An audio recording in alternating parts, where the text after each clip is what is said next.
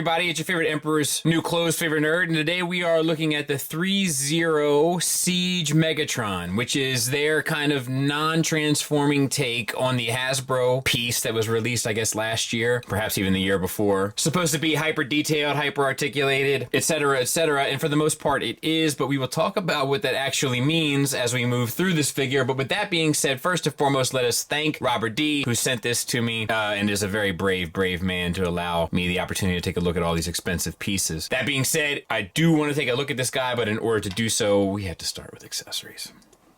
He comes with an array of hands. We have 2 holding hands, 2 trigger finger hands, 2 relaxed pair of hands left and right, 2 outreach or posing hands left and right. That's in addition to the 2 fist hands that you saw in the opening footage. He also comes with the display stand. It's quite nice. We have the Siege and Transformers, Warpers, Cybertron Trilogy, all that stuff kind of sculpted and painted, tampoed here, and then sculpted in details into the base itself. And then you have the armature, which sits in there. This plugs in to there, and then we'll get a look at how this works. Locked in place, and then your typical kind of slide this off and then readjust where you want it to sit, and it will stay where you prefer it. Now, in order to get that attached properly, you have to remove this butt plate and then just, you know, have a go. But it holds it quite nice. It is a little, you might have to watch the angle and bring it down, because it can be a little front heavy. What's a Megatron without a fusion cannon, really? And he does come with one. And it's black plastic with a heavy silver dry brush. You can remove the handle and use this adapter. With this adapter in, you can plug it right into the side of his arm. Or with the handle, he can hold it in his trigger finger hand in a more traditional sense, and you can insert it onto that as well. Now, he also comes with this sword cannon, and this thing can do 1,000 different things, and we're going to incorporate these 2 adapters into it as well. But let's just talk about the deco of it for at least a second. We have the same silver sort of deco that we will talk about here shortly, and then we have the gun itself, which is this black plastic with the silver dry brushing over it that gets heavier towards the barrel, which makes it look good, and then the red kind of metallic inside for some extra effects, plus this thing can swivel about here. So you have some options. You also have a peg here that will connect onto his forearm, and then you can have kind of both weapons attached to his forearm. Now, if you'd rather him hold this like a sword, you can just pull this piece out, use this adapter, plug that in, and then use his holding hand and wrap it around there, and you're good to go. But it's not over yet. You have another option where you can take this piece out again, replace it with this piece, and then insert this into the barrel of the fusion cannon and have an exceptionally long sort of weapon to utilize. And I want to say there might be something else for him to hold on to. I'm not sure. But yeah, at the very least, this is an option. It's a bit much for me, but who knows? Might work for you. He also comes with a backpack. This is the inside of it that goes against his back. This is the part that sits on the outside. Very similar deco to the lower legs, which we will talk about when we get to the figure. You know, beautifully painted, otherwise not a lot to it. You see these 2 pegs here? They correspond to 2 holes right behind his shoulders. You can use this die-cast piece here, which is on a double hinge, to move it out, and then slide it down, and then you can kind of have this any which way that doesn't get in the way of articulation, which is really smart and sort of appreciated from my point of view anyway. Gimmicks wise, there's a light up feature for his eyes with batteries that go in his head and for his stomach, but neither of them are installed, and I don't have the batteries, so we won't be looking at that, but they are part of the gimmicks of the figure. So let's take a look at the figure. The head is on a ball peg. The sculpt is nice. It's like the Hasbro one. I'm not sure if it has all these details in the Hasbro one. I've never looked at, maybe I did, I can't remember. It has a scratch here in the helmet. And then other than that, all of the silver paint here is sort of approached the same way, where it has this base color to it that's like almost a brownish silver. Like it's hard to see, but it's deep underneath. And then it's like 2 or 3 different shades, what it appears to me anyway, of dry brushing of different lighter color silvers over top, which gives it this dirty look without like a wash. And it looks pretty good. I think it's done really well. And then it might even have an additional wash at some points in the like different crevices of the armor to kind of really bring out the shadows. The eyes, a little dead right as they sit right here. Ball peg, get you up to there, kind of limited. Down, swivel back and forth, slightly confused Megatron look, which I guess makes sense because he only gets slightly confused, I would imagine. For the shoulders, we have 2 joints. We have a base hinge inside of the chest, and then we have an additional universal joint at the shoulder itself, which will get you the arm past 90 degrees, which I think is fine. Then we have a butterfly joint that sits in a socket inside of the piece that's in the chest that gets you out to there, which I think is cool as well. Add on top of that the swivel all the way around, and you got yourself a pretty well articulated shoulder.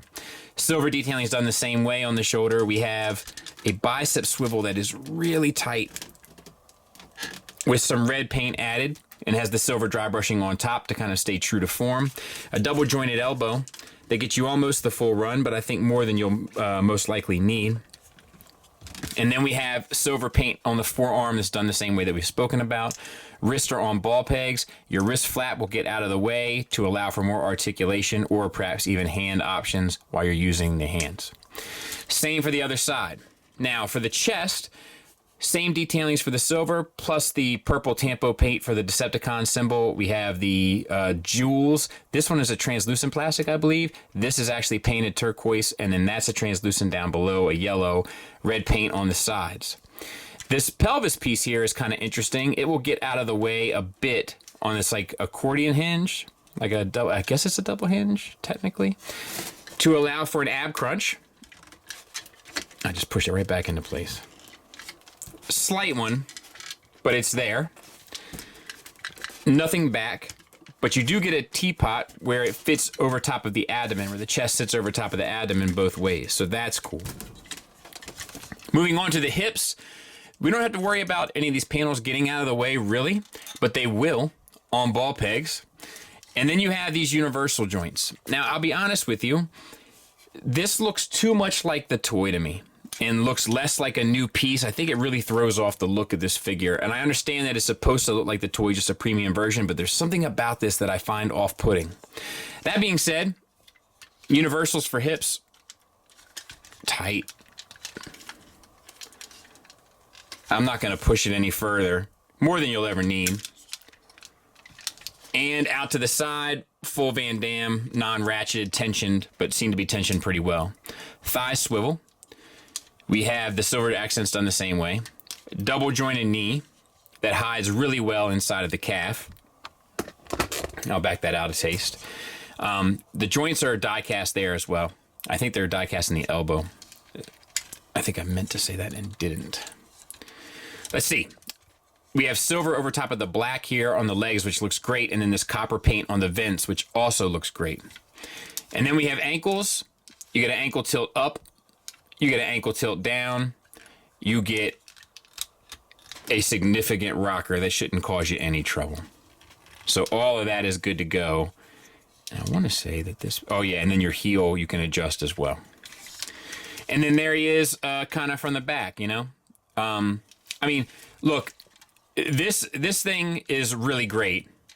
There's just some subjective issues that I take with it. But we'll talk about that here in a second. Size comparison wise, there he is with the Magic Square Prime. So he comes up to about the top of his shoulder, which is slightly underneath the size of his head. So, you know, it could theoretically work. I mean, it's a little, I feel like the proportions in the sense of how broad he is are more off-putting than his actual height. It's this. And I think it's just really, it's a lot of the Hasbro proportions being kind of upscaled that end up looking a little wonky, but we're going to get to that here in just a couple seconds.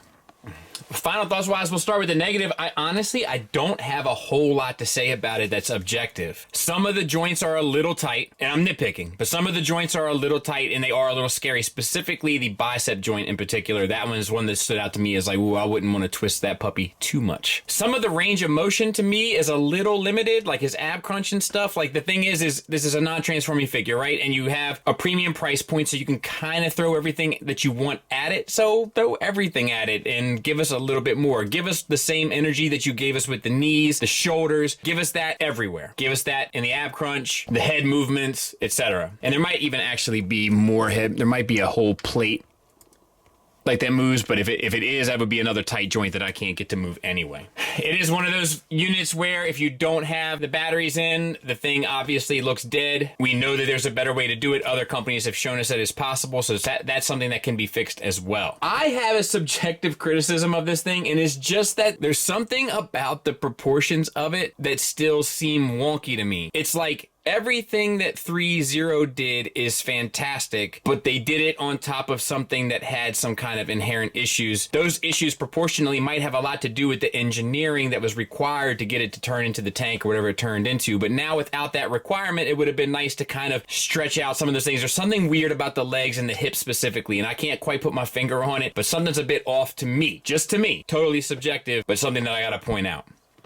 Positives wise though, there's plenty. The materials feel great, the sculpt work is great, the paint is great, the accessories integrate, have tons of gimmicks, and are all utilized well with plenty of different options. The articulation is pretty solid across the board. It comes with a flight stand that actually works, shout out to Starscream. It's definitely like a display piece, like it's definitely going to make an impact depending on how you display it, as long as you give it a little bit of space and a little bit of breathing room. It's a really well-priced unit for what you get here in typical ThreeZero fashion. So yeah, definitely a recommend from me if you're interested in it. It's a well-made toy with some really cool ideas and some really cool stuff going on. Just a couple things I'd like to see them tighten up with in the future, especially with where they're headed, which we'll talk about another day. Thanks for listening. Thanks for watching. Until next time, take care.